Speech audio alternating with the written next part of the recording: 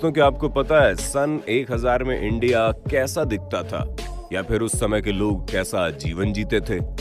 लेकिन आज की वीडियो रोमांचक होने वाली है क्योंकि आज हम बताएंगे आपको ओल्ड इंडिया जो उस समय भी था गोल्ड इंडिया।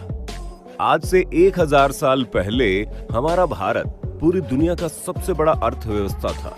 हमारे भारत में चारों तरफ ढेर सारे मंदिरों के निर्माण हो रहे थे। वही मंदिर जिसे आज की टेक्नोलॉजी के द्वारा भी बना पाना असंभव है। लेकिन वहीं दूसरी तरफ हमारा भारत कई छोटे छोटे राज्यों में बिखर रहा था। ढेर सारे नए नए राजा पैदा हो रहे थे। हर किसी को राज करने के लिए अपना एक अलग राज्य चाहिए था। हर एक राजा की नजर अपने पड़ोस के राज्य पर टिकी हुई थी। लगभग सभी का एक ही मकसद था कि कैसे भी करके पास के राज्य को लूटकर अपने राज्य में मिला लिया जाए। हमारे भारत के राजा आपस में लड़ने के लिए इस तरह से व्याकुल थे कि उन्हें पता ही नहीं चला कि बाहर से कौन अपनी बुरी नजर भारत के ऊपर लगाए है। और यहीं से शुरू होता है भारत का पतन। यहीं से शुरू होती है वो दास्तान जहां भारत पूरी दुनिया की सबसे बड़ी अर्थव्यवस्था से गिरकर नीचे चला गया।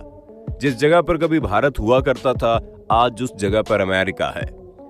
दोस्तों, लेकिन इंडिया इतना कैसे बदल गया? आइए इसके पीछे का कारण और इतिहास विस्तार से जानते हैं। दोस्तों, आज से 1000 साल पहले हमारे भारत में एक वंश पावर में आया जिसका नाम था चोला वंश। इस वंश के सबसे पहले राजा राजेंद्र जानते थे कि अपने राज्य को मजबूत बनाने के लिए जल सेना की कितनी जरूरत है। इसलिए चोला वंश के राजा राजेंद्र ने अपने राज्य की सीमा को मजबूत करने के लिए हजारों लाखों की संख्या में जल सेना को तैयार करवाया, जिसका काम था समुद्री किनारों से आने वाले दुश्मनों को देश के अंदर पहुंचने से रोकना।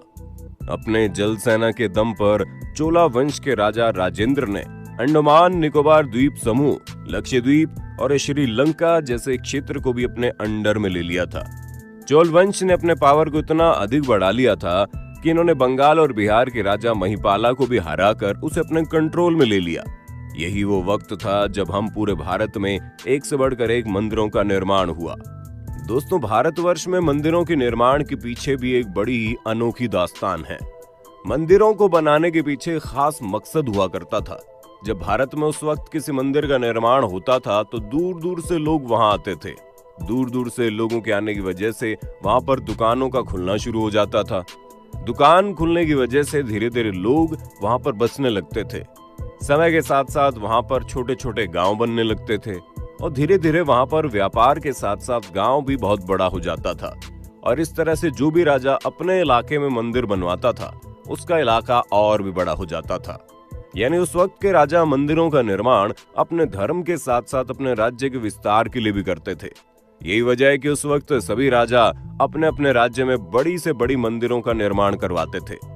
मंदिरों के निर्माण के लिए सबसे बेहतरीन डिजाइनर्स और कलाकारों को ढूंढा जाता था, क्योंकि राजाओं को मालूम था मंदिर जितना बेहतरीन होगा लोग उतने ही अधिक आएंगे और जितने अधिक लोग आएंगे वहां पर उतना ही बड़ा गांव स्थापित होगा। और इसी डेवलपमेंट का फायदा उठाकर लड़ाइयां भी हो जाती थी। जब किसी राज्य का विस्तार होता था तो आसपास के राजाओं की नजर उस राज्य के ऊपर पड़ जाती थी, जिसके बाद होता था युद्ध। और अधिकतर वक्त युद्ध का मकसद यही होता था कि उस राज्य को हराकर अपने राज्य में मिला लिया जाए। लेकिन अब तक जितने भी युद्ध होते थे उन युद्ध का मतलब सिर्फ और सिर्फ अपने राज्य का विस्तार करना था, भारत को लूटने और भारत को बर्बाद करने का नहीं। लेकिन उसी वक्त हमारे देश के राजाओं से एक ऐसी गलती हुई जिसके बाद भारत पर एक के बाद एक 17 बार आक्रमण हुआ, यानी कि 17 बार युद्ध हुआ। और हर बार युद्ध का मतलब सिर्फ और सिर्फ एक ही था, भारत को लूटकर बर्बाद करना और भारत में रहने वाले हिंदू धर्म के लोगों को जड़ से उखाड़ कर फेंक देना। दोस्तों, ये तो कुछ भी नहीं, आगे हम ऐसे तथ्य आपको बताने वाले हैं जिसे सुनकर आपके होश उड़ जाएंगे। कहा जाता है चोला वंश के राजाओं ने भारत को इतना बेहतरीन बना दिया था कि साल 1000 के वक्त सिर्फ भारत और चाइना ही पूरी दुनिया का 50% से अधिक जीडीपी का हिस्सेदार था।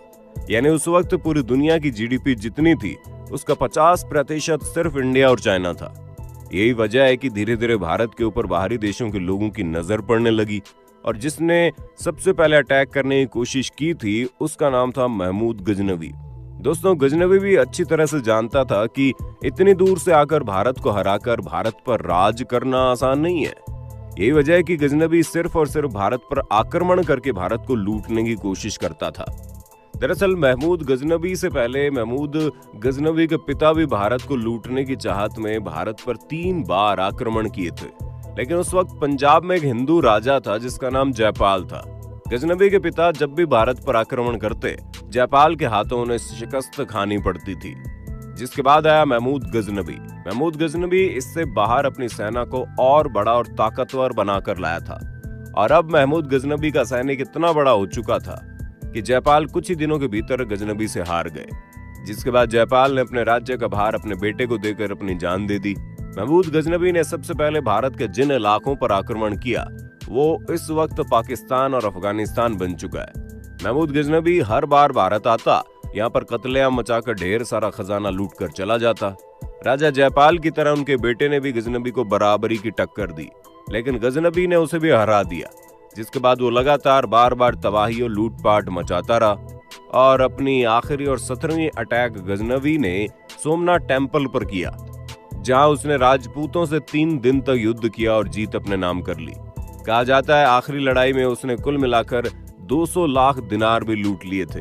लेकिन सवाल यही है कि एक बाहरी शख्स जो इतनी दूर से आया, उसके अंदर इतनी हिम्मत कैसे हुई? वो घर में घुसकर घर के लोगों को हराकर लूटकर चला गया। दोस्तों, चोला वंश के बाद भारत में 3 वंश सबसे पावरफुल थे। सबसे पहला प्रतिहार वंश, दूसरा पाल वंश और तीसरा राष्ट्रकूट वंश। उस वक्त उत्तर भारत का एक नगर हुआ करता था जिसे हम कन्नौज के नाम से जानते हैं। उस वक्त कन्नौज एक बहुत ही खास जगह हुआ करता था। लोगों का मानना था कि जो भी राजा कन्नौज पर शासन करेगा उसे पूरे उत्तर भारत का राजा माना जाएगा। यही वजह है कि इन तीनों ही वंश के राजा कन्नौज को जीतने के लिए एक या फिर 2 नहीं बल्कि पूरे 200 साल तक युद्ध किए। और 200 साल युद्ध करने के बाद प्रतिहार वंश ने कन्नौज को अपने कब्जे में ले लिया। दोस्तों, उस वक्त के लोगों के लिए कन्नौज बड़ा खास था, क्योंकि उस वक्त व्यापार की दृष्टि से जितने भी खास रास्ते थे वो सभी कन्नौज से होकर ही गुजरते थे। और तो और कन्नौज में ढेर सारी प्राकृतिक संसाधनों का भंडार भी था। लगभग 200 सालों तक युद्ध करने के बाद अंत में प्रतिहार वंश ने कन्नौज को अपने कब्जे में ले लिया। लेकिन इतने समय तक युद्ध होने की वजह से तीनों ही वंश पूरी तरह से कमजोर हो चुके थे। राजा के कमजोर होने की वजह से राज्य के अंदर नई नई शक्तियों का विकास होने लगा। धीरे धीरे राज्य कई टुकड़ों में बंटने लगा। नए नए राज्यों का उदय होने की वजह से देश में यूनिटी की कमी होने लगी, क्योंकि हर राज्य दूसरे राज्य का दुश्मन बन चुका था। और इसी कमजोरी का फायदा उठाया दूर देश में बैठा महमूद गजनबी। यही वजह है कि गजनबी ने 17 बार भारत पर आक्रमण किया और हर बार सिर्फ और सिर्फ गर्मी के दिनों में। आप अंदाजा लगा सकते हैं, हजारों किलोमीटर दूर बैठा हुआ एक शख्स इतना लंबा चौड़ा प्लान तैयार कर सकता है, फिर हजारों किलोमीटर की लंबी यात्रा करके भारत पर आक्रमण करता है। और दूसरी तरफ हमारे भारत में मौजूद सभी राजा एक दूसरे से लड़ने में इतने मशगूल थे कि किसी को भी इस बात की भनक नहीं लगी कि दूर बैठा हुआ एक शख्स कैसे भारत पर अपनी गंदी निगाहें डाले हैं। महमूद गजनबी ने उस वक्त भारत से ढेर सारी धन संपदा को लूटने के साथ साथ यहाँ के संसाधनों को भी पूरी तरह से नुकसान पहुंचा दिया। इतना ही नहीं, महमूद गजनबी को हिंदू धर्म से भी बहुत समस्या थी। यही वजह है कि लूटपाट करने के बाद उन लोगों ने भारत के मंदिरों को भी नुकसान पहुंचाया। आपको जानकर हैरानी होगी, सोमनाथ मंदिर पर महमूद गजनबी ने एक के बाद एक कई हमले किए थे और यहीं से शुरू हुआ भारत का पतन। जिसके बाद मुगल आए और उन्होंने भारत को लूटा। मुगलों के बाद हजारों किलोमीटर दूर से आए ब्रिटिश और उन्होंने भी 200 सालों तक भारत में लूटपाट मचा दी।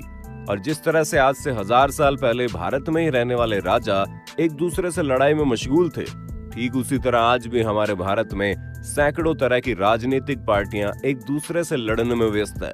किसी को नहीं पता उनकी लड़ाई कैसे बाहरी देशों के लिए एक मौका बन जाता है। हालात तो इतने बुरे हैं कि कुछ राजनीतिक पार्टियां अपने फायदे के लिए दुश्मन देश के बोल से बोल मिलाने लगती है और कुछ राजनीतिक पार्टियां अपने ही सैनिकों पर सवाल खड़े करने लगती है।